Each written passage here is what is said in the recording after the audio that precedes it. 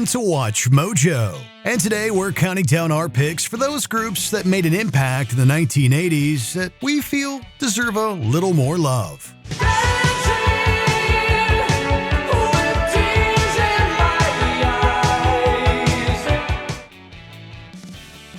Number 10, ABC.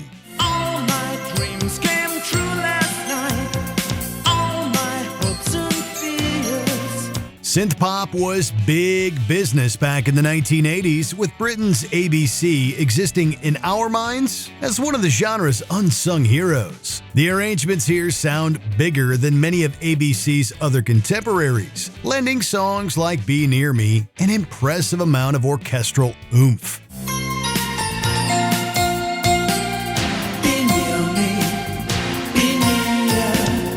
Elsewhere, lead vocalist Martin Fry possesses a strong voice, one capable of delivering big, strong hooks while also containing a proper amount of sensitivity. The 80s, like any other decade, were full of one-hit wonders, but we feel like ABC's track record speaks for itself. These guys were a cut above the rest. Shoot that poison arrow through my heart. Shoot that poison arrow. Number 9. A Flock of Seagulls. I walk along the avenue.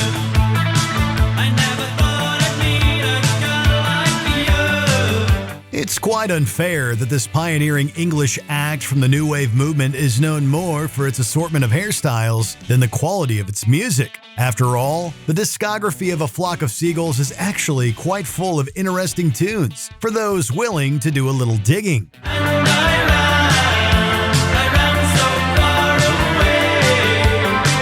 Oh sure, I Ran So Far Away is a defining tune from the 1980s, but A Flock of Seagulls albums also retain deep cuts that showcase their musicality. Tunes like Space Age Love Song and The More You Live, The More You Love demonstrated the excellent synth and guitar interplay within the band's songwriting and helped further distance A Flock of Seagulls from more fashion-focused acts of the day.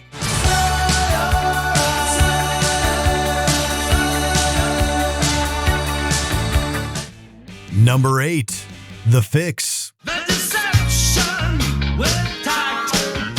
Just what are you trying to say? It's not by accident that this list contains a startling amount of musical talent from the United Kingdom. There was something of a second British invasion during the 1980s, as legions of new wave, post-punk, and heavy metal acts emerged from that area to take over the rest of the world. The Fix weren't so easily pigeonholed into a genre, however, and this both helped and hurt them over the years. There will be no more isolation in our secret separation. On one hand, they were a solid rock act, notching hit singles such as One Thing Leads to Another. On the other hand, there wasn't really a gimmick upon which to sell the Fix overseas. The music speaks for itself essentially, and we feel the band was actually a bit underrated. Do what they say what they mean. One thing leads to another. Number 7. OMD, aka Orchestral Maneuvers in the Dark.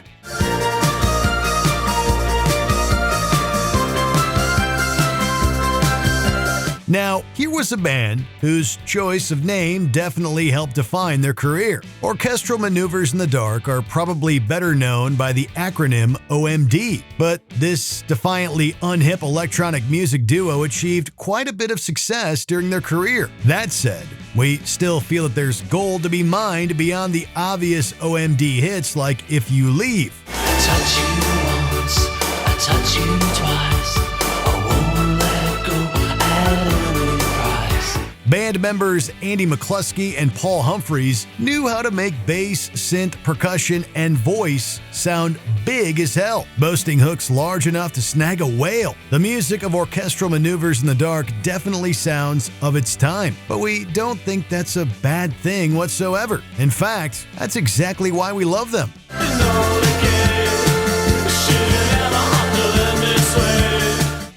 Number 6. LA Guns.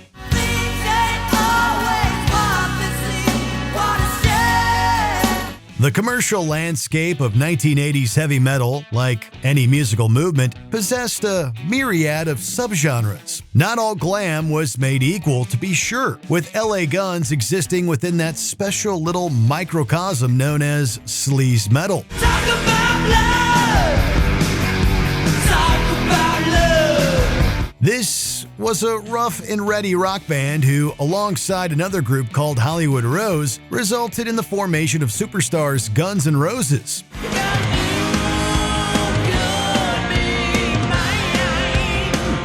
LA Guns did achieve chart success with the single The Ballad of Jane and put out a lot of music in the 90s. But we honestly prefer the less polished nature of their 1988 debut. That record contained rip-roaring jams like No Mercy, Sex Action, and One More Reason. It was a perfect midway point between dirty looks and big hooks.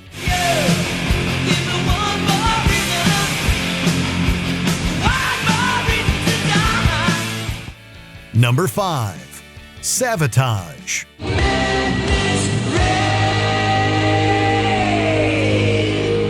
We know that the Trans-Siberian Orchestra are a big deal around the holidays, but there's also a connection to their metallic pedigree that reaches to the 1980s. We're referring to Sabotage, a group founded by brothers Chris and John Oliva.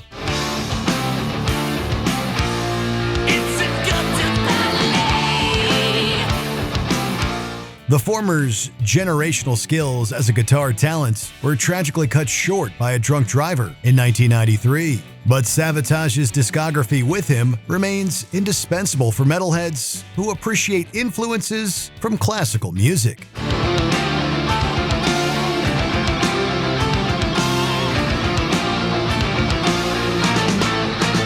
The band continued along after both Chris Olivia's death as well as John Olivia's departure from lead vocals, with guitarist Al Pitrelli eventually collaborating with John and composer Paul O'Neill on TSO. For our money though, LPs like Gutter Ballet and Hall of the Mountain King are worth their weight in gold. When the clouds are gone and I'm all alone. Number 4. Ultravox.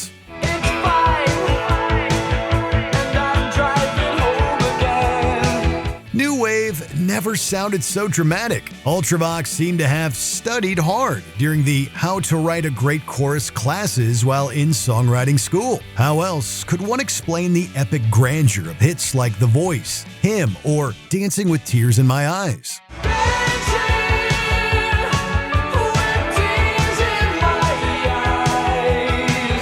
The latter in particular highlights how Midgear's lead vocals take Ultravox to another level as he soars with stately, insistent grandeur. Ultravox crafted 1980s pop as high arts, a melodically satisfying approach with impeccable hooks and note perfection execution. The band may have experimented a bit during the 1970s, but it was the 80s where Ultravox's rise to musical prominence was assured.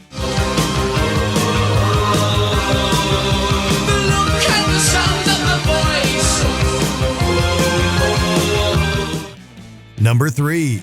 The Chameleons UK.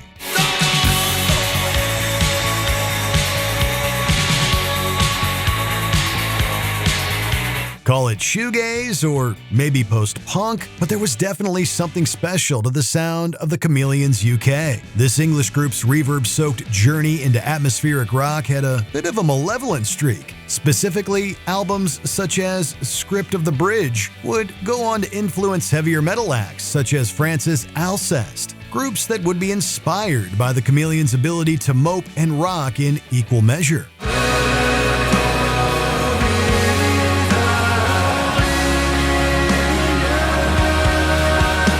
Songs such as Don't Fall and Up the Down Escalator meld brooding, resonant vocals with edgy guitar licks and this feeling of aggression bubbling just below the surface. It's brilliant stuff. It's just a trick of the light. Number 2.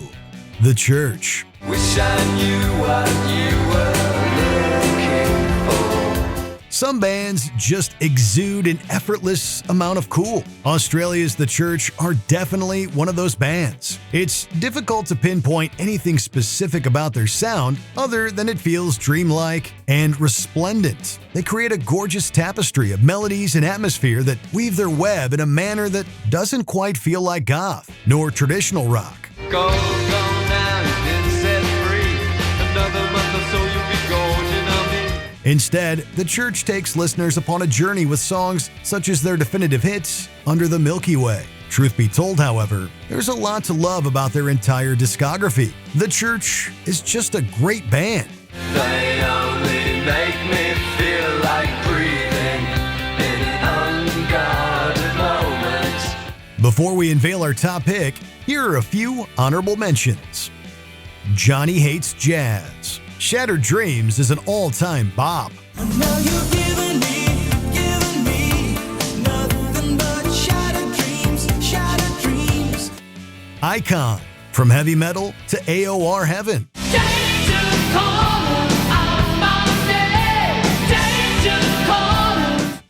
Hanoi Rocks. A formidable force and pioneer for glam rock. Oh, tragedy, life imagine not symphony on the radio. Black and Blue. Hard-hitting 80s metal. A cut above the rest. So hold on to 18. I know what I might be. Danger Danger. Anthemic rock with hooks for days.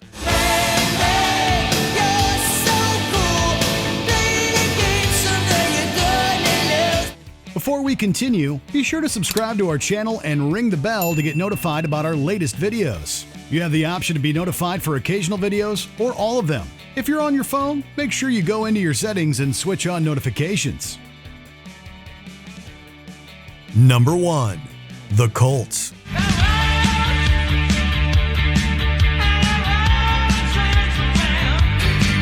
They were a band able to continually reinvent themselves while also never forgetting how to rock. The Cult started out in full goth mode under the moniker of Southern Death Cult before the mid-80s saw a shift into full arena rock, Sturm und Drang.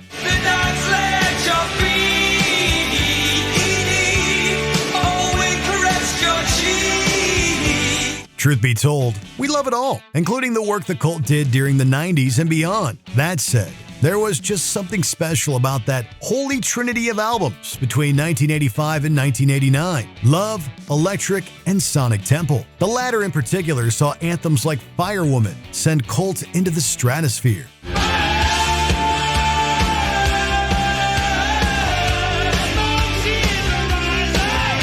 Frontman Ian Astbury howls like a man possessed, while embodying a dichotomous personality, stresses shamanism and hedonism in equal measure. And we're not worthy.